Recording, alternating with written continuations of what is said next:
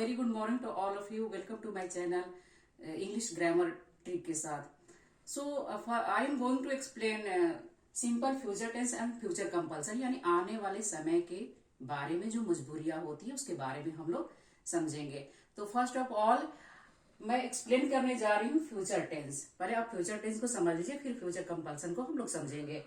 तो ये सेंटेंस के अंत में, किसी भी सेंटेंस के अंत में गा गी गे आए, फॉर एग्जाम्पल वह जाएगा, वह कल मुझे फोन करेगा, तो इसमें हम लोग क्या लगाएंगे? सबसे पहले हम लोग सब्जेक्ट लगाएंगे, सब्जेक्ट प्लस विल या शैल, आई और वी के साथ हम लोग शैल यूज करते हैं, प्लस V1 प्लस ऑब्जेक्ट, यानी विल और शैल के साथ V1 लगेगा, यानी कि वर्ब का फर्स्ट फॉर्म लगेगा। तो वह एक पत्र लिखेगा, तो he will write a letter, verb का फर्स्ट फॉर्म। सो इसका हम लोग थोड़ा नेगेटिव फॉर्म में देखते हैं, तो उसमें आता है वह एक पत्र नहीं लिखेगा, सब्जेक्ट प्लस विल नॉट, उसको ब्लेंड करके आप वोंट बोल सकते हैं, प्लस V1 प्लस ऑब्जेक्ट, यानी विल नॉट आप शैल नॉट भी आई और वी के साथ लगा सकते हैं। तो इस तरह से हम लोग इसका नेगेटिव बनाएंगे। तो he will not write a letter. इसको आप लोग और भी सेंटेंसेस इसके ऊपर बना सकते हैं। हो सकता है मे बी आप फ्यूचर टेंस जानते हो, आप टेंसेस आपको क्लियर होगा, तो आपको ये बनाना आपके लिए इजी रहेगा। यदि नहीं क्लियर है तो मैं आगे की वीडियो में टेंसेस के बारे में बताऊंगी, फिर आपको वो सब क्लियर हो जाएगा। टेंसेस, उसका negative, interrogative and question sentence के बारे में मैं नेक्स्ट वीडियो में बताऊंगी कि ये future tense, present tense, past tense और बाकी जितने भी टेंसेस है उसके बारे में मैं एक्सप्लेन करूंगी। पहले मैं अब फ्यूचर कंपल्सन के बारे में मैं बताने जा रही हूँ कि फ्यूचर कंपल्सन होता क्या है। सो आने वाले समय की मजबूरियों के बारे में। तो इसमें क्या होता है दोस्तों कि सेंटेंस, वाक्य के अंत में पढ़ेगा, पढ़ेगी, पढ़ेंगे या जाना होगा, ना होगा, यानी कि इसके सेंटेंस में ना आएगा, ना होगा, पत्र लिखना होगा, मुझे शॉपिंग करने जाना होगा, इस तरह से जो होगा या पड़ेगा उसमें लगे रहे, उसको हम लोग फ्यूचर कंपल्सन में रखते हैं, यानी फ्यूचर कंपल्सन में बनाते हैं। फॉर एग्जाम्पल, उसे जाना पड़ेगा या उसे जाना होगा, उसे पत्र लिखना पड़ेगा या उसे पत्र लिखना होगा। इसमें हम लोग कैसे बनाते हैं? पहले तो हम लोग सब्जेक्ट को लगाएंगे, subject plus will have to, इसमें विल हैव टू लगाएंगे। जैसे हम लोग ने विल यहां पर लगाया, वैसे इसमें भी विल लगाएंगे, देन हम लोग इसमें हैव टू, इसको हम लोग चिपका देंगे, हैव टू ओनली। सबसे बड़ी बात है कि इसमें हम लोग सिंगुलर और प्लूरल सबके साथ विल हैव टू ही हम लोग लगाते हैं, विल हैज टू नहीं लगेगा इसमें, विल हैव टू, चाहे ही हो, शी हो, यू हो, वी है, किसी का नाम हो, उसके साथ भी हम लोग विल हैव टू का यूज करेंगे।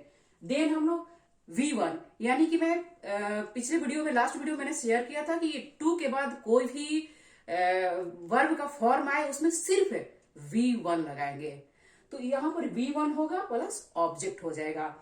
तो he will have to write a letter, उसे एक पत्र लिखना पड़ेगा या लिखना होगा, इस तरह से हम लोग सेंटेंस को बनाएंगे।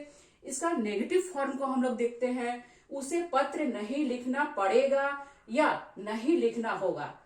तो इसमें हम लोग कुछ नहीं करेंगे, इसमें हम लोग को, जैसे कि मैं लास्ट वीडियो में शेयर किया था कि प्रेजेंट, सिंपल प्रेजेंट टेंस में हम लोग डू, डज लगाते हैं, don't have to and don't has to लगाते हैं, तो डजंट हैव टू लगाते हैं, सॉरी। तो उसमें यहाँ पर हम लोग कुछ नहीं करना है। पास्ट कंपल्सन में भी या पास्ट टेंस में हमने कहा था कि डिड के साथ हम लोग हैव टू लगाएंगे, लेकिन यहाँ पर ऐसा कुछ नहीं। यहाँ पर सिर्फ और सिर्फ क्या करेंगे हम लोग कि subject plus will not have to लगाएंगे, सब्जेक्ट को लगाएंगे, फिर विल नॉट हैव टू लगाएंगे, आप उसको ब्लेंड करके वोंट हैव टू लगा सकते हैं। देन वर्ब को हम लोग लगाएंगे, वर्ब का फर्स्ट फॉर्म लगाएंगे, देन ऑब्जेक्ट लगाएंगे। तो फिर क्या बनेगा? इसका हम लोग सेंटेंस बनाएंगे, उसे पत्र नहीं लिखना पड़ेगा, he will not have to write a letter, will not have to write a letter.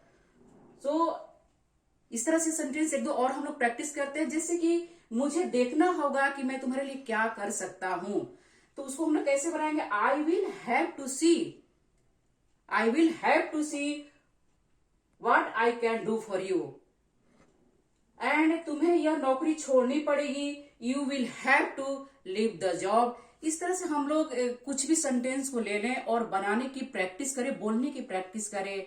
जैसा कि वो मुझे मम्मी नहीं है घर पे, मुझे खाना बनाना होगा या बनाना पड़ेगा, तो I will have to cook food या लिख सकते हैं, या मेक फूड बना सकते हैं उसको।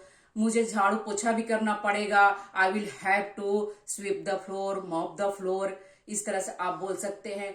विंटर सीजन शुरू हो गया है, उलन कपड़े सब खराब हो गए, पुराने हो गए हैं, तो क्या कैसे बोलेंगे आप कि मुझे उलन कपड़े खरीदने होंगे या पड़ेंगे?